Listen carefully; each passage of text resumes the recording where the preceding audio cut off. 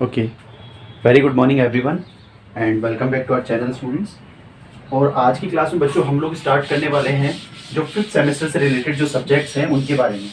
ठीक है बेटा, तो आज हमारा टॉपिक जो रहेगा अभी की वीडियो में, इस वीडियो में हम लोग जिस पर बात करने वाले वो चीज़ है अपने we will take firstly DCS subject. DCS subject में मैंने आपको लगभग बेसिक में आपको मैंने कॉलम बता दिया है और आपको मैंने बीम को कैसे एनालिसिस करते हैं, सिंगली रिइंफोर्स्ड बीम को, वो भी बता दिया है। In today's class we is discussing about what slab. ठीक है बेटा, मैं देखो आपको पूरा उस तरीके से नहीं बता रहा हूँ जिस तरीके से पूरा पढ़ाते हैं ना, मैं आपको केवल ये बता रहा हूँ कि एग्जाम कैसे पास किया जाता है, क्योंकि लैक ऑफ टाइम की वजह से पूरा तो पॉसिबल ही नहीं है। First of all you have to understand what is slab. तो स्लैब क्या है? स्लैब आपको अच्छी तरह से पता है, जो भी आपके घरों में जो छत होती है, जो रूफ होती है, उसको अपन बोलते हैं स्लैब। स्लैब के अंदर Ly by Lx यानी कि जो स्पान होता है वो दो रेशियोज में होता है, Ly और Lx। ये इफेक्टिव स्पान इन वाई डायरेक्शन, और ये है इफेक्टिव स्पान इन एक्स डायरेक्शन। ठीक है बेटा, तो इसके अंदर अपने को क्या देखना होता है कि वन वे स्लैब होती है और टू वे स्लैब होती है। तो वन वे स्लैब कौन सी होती है सर? वन वे स्लैब का मतलब होता है बेटा कि जब आपका Ly by Lx का जो रेशियो होता है वो क्या होता है, वो अगर ग्रेटर देन 2 होता है, it will B case of one way slab. ठीक है, सपोज टेक एन एग्जांपल, मान लीजिए आपको एक रूम है और उस रूम की जो स्लैब है वो आपको डिजाइन करनी है, और वो रूम जो है वो है 3 मीटर क्रॉस 8 मीटर का रूम। तो हमेशा जो बड़ा वाला पैरामीटर होता है वो आपका Ly है, छोटा वाला पैरामीटर होता है वो आपका Lx है। सो अगर आप इसको कैलकुलेट करेंगे यहाँ से Ly by Lx equal to कितना आएगा, तो it will be 8/3 which is definitely greater than 2, so it will be case of one way slab. When we are discussing about two way slab बेटा, तो two way slab के अंदर क्या करते हैं हम लोग? two way slab के अंदर हम लोग इसको ऐसे रिप्रेजेंट करते हैं कि जो Ly by Lx है उसका रेशियो लेस देन 2 होना चाहिए। तो जैसे आपको कोई एक रूम डिजाइन करना है, one room you have to design whose slab is what, जिसकी स्लैब जो है वो कितनी है, जिसकी स्लैब मान लीजिए वो बोल रहा है कि वो है आपकी 4 मीटर क्रॉस 6 मीटर का। ठीक है, तो जब आप इसको सोल्व करते हैं बेटा, तो Ly by Lx जो है वो आपका कितना हो जाएगा, it will B 6/4, that means 1.5 which is definitely less than 2, so it will be a case of two way slab। तो आपके पेपर के अंदर क्या होगा बेटा, आपके पेपर के अंदर वन वे स्लैब और टू वे स्लैब का आएगा एक एक न्यूमेरिकल। एक एक न्यूमेरिकल से मेरा मतलब ये हो सकता है 2 न्यूमेरिकल आए, हो सकता है 1 न्यूमेरिकल आए, बट एक तो कंफर्म आएगा ही आएगा, उसको तो कोई रोक ही नहीं सकता। ठीक है बेटा, तो आपको सबसे पहले बेसिक चीजें जो है वो समझा रहा हूँ, और उसके बाद में डायरेक्ट मैं आपको डिजाइन स्टेप्स बताऊंगा। आपको उन स्टेप्स को अच्छी तरह से याद कर लेना है और उसके बाद में उनको अप्लाई कर देना है। कैसा भी क्वेश्चन हो, कितना भी खतरनाक क्वेश्चन हो, सब खत्म हो जाएंगे। ठीक है, बस थोड़ा अच्छे तरीके से समझने की कोशिश कीजिए। सबसे पहले इसके अंदर एक कंसेप्ट आता है, वो है इफेक्टिव लेंथ कैसे कैलकुलेट करें, इफेक्टिव लेंथ कॉन्सेप्ट। ठीक है बेटा, तो इफेक्टिव लेंथ का कॉन्सेप्ट क्या कहता है मालूम है? इफेक्टिव लेंथ का कॉन्सेप्ट ये कहता है अपने को एल इफेक्टिव जब निकालनी होगी तो एल इफेक्टिव कितना होगा, या तो एल इफेक्टिव जो है वो L0 + D होगा, और या फिर एल इफेक्टिव जो है वो L0 + W होगा। ये बहुत डिटेल कंस्ट्रक्शन है, ये बहुत डिटेल इंस्ट्रक्शंस IS 456/2000 में दिए हुए हैं। बेटा मैं आपको पहले ही बता चुका हूँ, मैं सारी बात नहीं बता सकता, मैं केवल आपको ये बताऊंगा एग्जाम में क्या लिखने से आप पास हो जाओगे। ठीक है, और अभी तो आपको उसी चीज पर फोकस करना भी होगा बेटा। तो ये जो D है ये आपकी डेप्थ ऑफ स्लैब है, तो ये आपकी स्टेप 1 चल रही है ना। हम लोग क्या पढ़ रहे हैं, अब वन वे स्लैब की डिजाइन पढ़ रहे हैं। तो स्टेप 1 में आपको, या स्टेप्स में एक साथ लिखूंगा सारी, तो अभी आप ये समझ लो केवल कि इफेक्टिव लेंथ कैसे निकालते हैं। तो L0 + D और L0 + W। अब बेटा जो ये D है वो क्या है, इफेक्टिव डेप्थ है। इफेक्टिव डेप्थ आपको दी भी नहीं होगी, तो जनरली आप इसको 180 mm से लेके 210 mm के बीच में कोई सा भी डेटा ले सकते हैं। सर इसको रिप्रेजेंट किस में करते हैं? जनरली इसको रिप्रेजेंट मीटर में करते हैं, तो वी विल टेक 1.18 मीटर, क्योंकि जब 180 mm को मीटर में कन्वर्ट करोगे तो 0.18 mm 18 मीटर आ जाएगा बेटा। और ये जो W है ये है आपका विड्थ ऑफ सपोर्ट। अभी मैंने डिजाइन स्टेप बताने स्टार्ट नहीं किया, अभी तो मैं केवल आपको बेसिक बता रहा हूँ। तो जो विड्थ ऑफ सपोर्ट है बेटा वो जनरली 300 mm का होता है, इसका मतलब उसकी वैल्यू जनरली होती है 3। और वन वे स्लैब के अंदर क्या होता है खास बात, वन वे स्लैब के अंदर शॉर्टर स्पान जो होता है ना वो काम की चीज होती है। वन वे स्लैब के अंदर शॉर्टर स्पान काम की चीज होती है, और सॉरी टू वे स्लैब के अंदर, वन वे के अंदर लॉन्गर स्पान। लेकिन इसका मतलब क्या है बेटा, एक्चुअली क्या होता है, आपको जो जाल बिछाना होता है ना सरियों का, वो सरियों का जाल आपको दोनों डायरेक्शन में बिछाना होता है। नेट तैयार होता है, छत डालती भी देखी होंगी वैसे आपने, कोई इतनी बड़ी चीज नहीं है।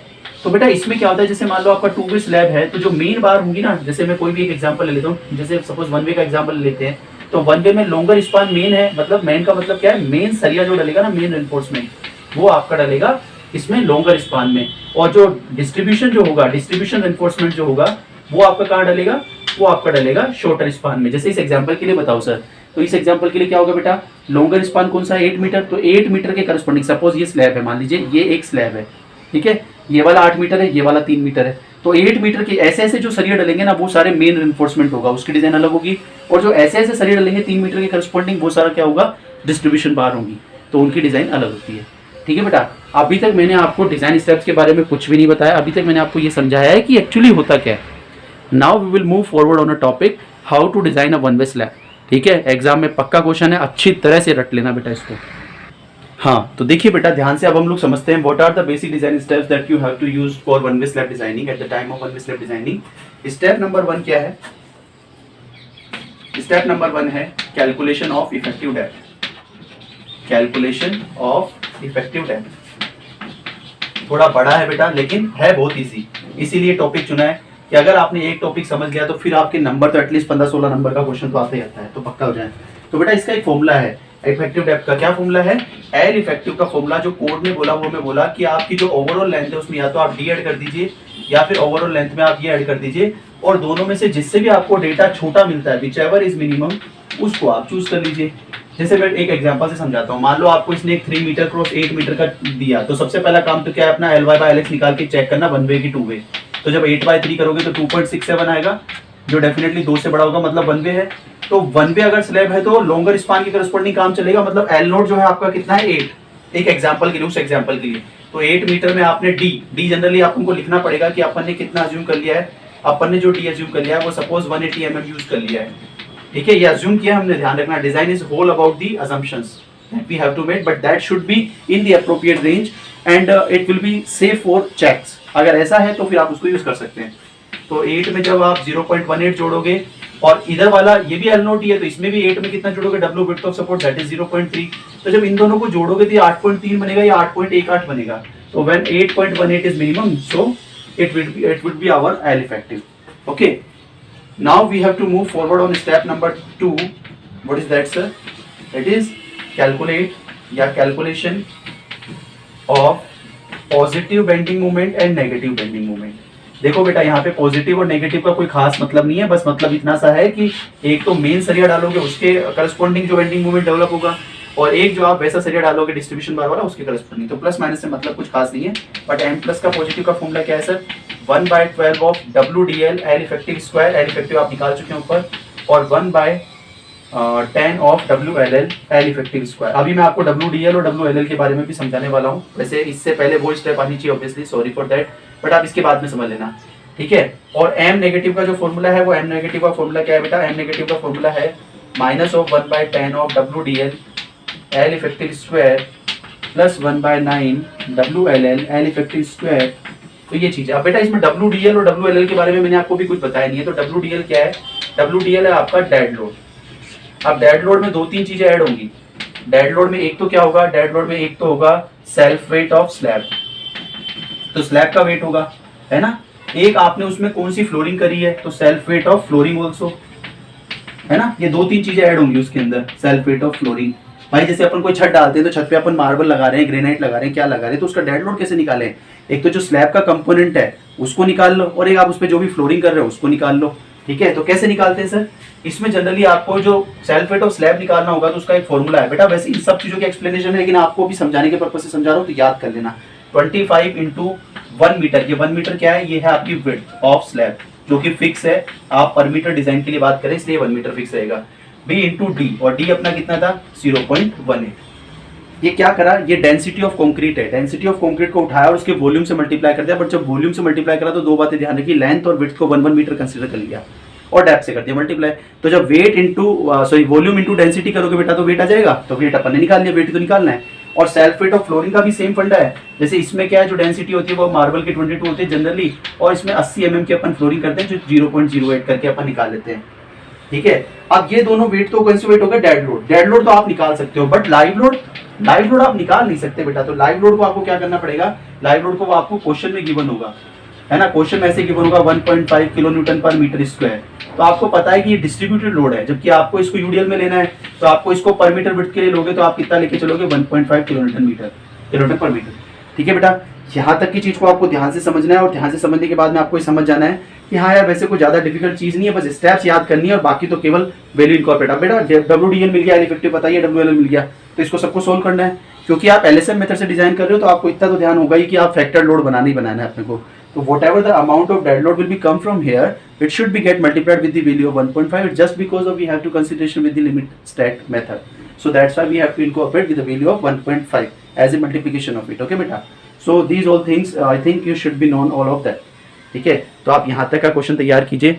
अब आपका बेंडिंग मूवमेंट आ चुका है बेटा, है ना। तो वैसे ये वाली जो स्टेप है ये पर्टिकुलर एक अलग ही स्टेप है ना, स्टेप नंबर 3।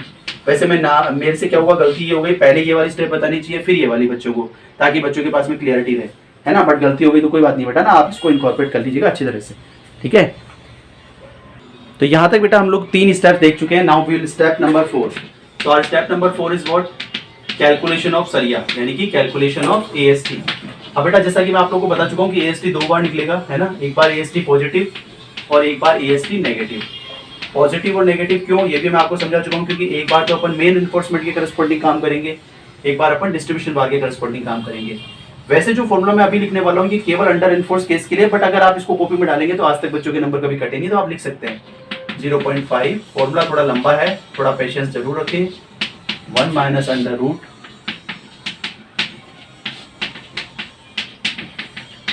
कौन सी चीज क्या है ये मैं आपको डेफिनेटली भी बता ही दूंगा। जब पॉजिटिव है तो पॉजिटिव रख देना है और सेम फॉर्मूला यूज करना है। अगर यहाँ पे नेगेटिव रखोगे तो AST नेगेटिव रहेगा। FC के ग्रेड ऑफ कंक्रीट है, आपको अच्छी तरह से पता होगा, M20 होती है जनरली, तो 20 न्यूटन पर mm² हो जाएगा। FY जो आपकी 415 होती है कैरेक्टरिस्टिक स्ट्रेंथ ऑफ स्टील, वो भी आपको पता ही है। इसके अलावा M पॉजिटिव की वैल्यू, अब ध्यान रखना वहां से जो M आएगा ना वो किलोन्यूटन मीटर में आएगा, तो उसको अपने को 10 की घात 6 से कन्वर्ट करके फिर रखना है।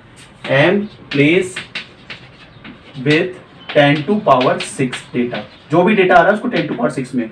D की वैल्यू mm में रखनी है, जो कि 1 मीटर मान चुके तो 1000 हो गया, और D अपन ने 180 mm माना ही है, ठीक है। सर 180 mm हर क्वेश्चन के लिए फिक्स है क्या? लगभग ऑन एन एवरेज स्लैब जो है वो इतनी मोटी रहती है, लगभग 7-8 इंची, है ना, तो वो लगभग on an average data same ही रहता है।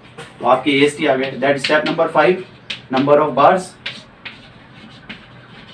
Calculation of number of bars.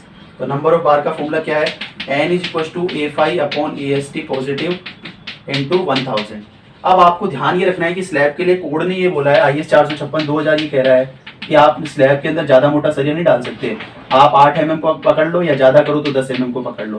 तो A5 तो अपना फिक्स हो गया हर बार, कितना π/4 इंटू, सपोज 8 mm डाल रहे हैं तो π/4 इंटू 8²। और AST पॉजिटिव अपन निकाल ही चुके, जब इंटू 1000 करोगे तो यहाँ से आपको क्या पता चल जाएगा, यहाँ से आपको सॉरी नंबर ऑफ बार नहीं बेटा, ये स्पेसिंग का फॉर्मूला है, यहाँ से आपको स्पेसिंग पता चल जाएगी। तो एक बार स्पेसिंग ये वाली जो पता चलेगी, अच्छा नंबर ऑफ बार अपन ने लिख दिया है, वैसे स्पेसिंग जो है उसके बाद में आना चाहिए, कोई दिक्कत नहीं है, बट अगर आप पहले निकाल रहे हो तो आपने स्पेसिंग निकाल लिया पॉजिटिव में, और ऐसे ही एस भी निकालोगे आप नेगेटिव में, तो क्या हो जाएगा A5 upon AST negative into 1000। अब ये मत सोचना एरिया नेगेटिव कैसे हो गया, एरिया नेगेटिव नहीं है, नेगेटिव मतलब केवल डायरेक्शन है, दूसरी डायरेक्शन में बात करोगे तो उसको नेगेटिव लिख रहे हैं, बाकी तो सब कुछ सेम है, कोई दिक्कत नहीं है। हाँ नंबर ऑफ बार की बात करें तो उसको स्टेप नंबर 6 लिख देते हैं। ये कौन सी स्टेप बन गई फिर, कैलकुलेशन ऑफ स्पेसिंग। एस भी निकाला ना इसमें अपन ने, तो ये स्पेसिंग हो गई, ठीक है। और नंबर ऑफ बार कौन सी हो गई, कैलकुलेशन ऑफ नंबर ऑफ बार। तो नंबर ऑफ बार में क्या करेंगे बेटा, कुछ नहीं, नंबर ऑफ बार में सर आपने बोला कि n का एक फॉर्मूला है, क्या फॉर्मूला है, n का मतलब आप ये देखो, इसको आप ऐसे समझो जैसे टोटल सरिया है। अब मान लो यहाँ से टोटल एक सरिया जो डाला आपने वो π/4 इंटू 10² का डाल दिया, मतलब 10 mm सरिया डाल दिया आपने, तो कितने नंबर ऑफ सरिया डालेंगे, इसको निकालना है। तो टोटल सरिया तो फिक्स है ना, टोटल AST तो फिक्स है, और आपने 10 mm का सरिया डाल दिया। सर ये तो आपने मन से मान लिया, बिल्कुल मन से मान की डिजाइन होती है। तो लेट अस अज्यूम, या तो आप 8 mm डाल सकते हैं या 10 mm डाल सकते हैं एज डाया ऑफ बार, इस तरीके से आप ये निकाल लेंगे, ठीक है। तो जैसे आपने AST की वैल्यू आपको पता है π/4 इंटू 10² पता है, तो ये n निकल जाएगा यहाँ से, ऐसे एक बार AST नेगेटिव रख लेना, तो यहाँ से दूसरा n पता चल जाएगा। मतलब फाइनली आपको ये पता चल जाएगा कि स्लैब में जो ऐसे सरिया डलेंगे वो कितने डलेंगे और कितनी स्पेसिंग से डलेंगे, और जो ऐसे डलेंगे वो कितने डलेंगे, कितनी mm स्पेसिंग से डलेंगे। अब इनको लिखने का जो पैटर्न है ना बेटा वो भी इंपॉर्टेंट है। जैसे सपोज आपने 8 mm का सरिया डाला और स्पेसिंग रखी 125 mm आ गया मान लो, तो आंसर ऐसे देना पड़ता है अपने को, ये आंसर अप्रोप्रिएट आंसर है, ठीक है। और रेनफोर्समेंट वाला जो है उसको तो आप लिखोगे मेन रेनफोर्समेंट, तो RF लिख दोगे, और डिस्ट्रीब्यूशन वाले को लिखते हैं DF। तो वो आया मान लो 10 mm का सरिया और 65 mm स्पेसिंग से, है ना, तो इस तरीके से, हालांकि अभी ये क्वेश्चन खत्म नहीं हुआ है, लेकिन इतना तो आपको जरूर आना चाहिए।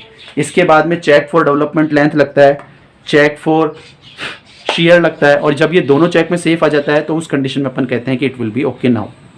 ठीक है, अभी तक हमने बहुत सारी चीज़ें मन से मानी है, तो हमको चेक लगा के बताना और दिखाना भी पड़ता है कि भैया जो हमने माना है वो गलत नहीं है, वो भी ठीक है।